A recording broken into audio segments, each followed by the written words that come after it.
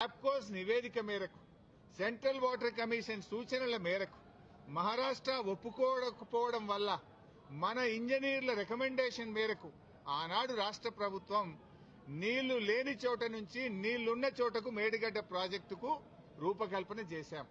మీరు ఆనాడు నీళ్లు లేని చోట ప్రాజెక్టు ఇరికిచ్చే ప్రయత్నం చేసినారు. 7 ఏళ్లలో మహారాష్ట్రను ఒప్పించలేకపోయారు. అక్కడ వైల్డ్ లైఫ్ ప్రాజెక్టు కూడా ఉంది. చాప్రాల్ అనే వైల్డ్ లైఫ్ ప్రాజెక్టు కూడా తమ్మిడిహెట్ట దగ్గర ఉంది. వైల్డ్ లైఫ్ ప్రాజెక్టుకు అనుమతి రావాలంటే 10 ఏళ్లు అవుతుంది. మరి పోరాటాల నుంచి నీళ్ల కోసం ఉద్యమించిన తెలంగాణ ప్రభుత్వం నీళ్ల కోసం మేము వ్యాప్కోస్ యొక్క ఆలోచన మేరకు సూచనల మేరకు నీళ్లు లేని చోట మీరు ప్రాజెక్టు ప్రతిపాదిస్తే నీళ్లు ఉన్న చోటికి మార్చడం జరిగింది.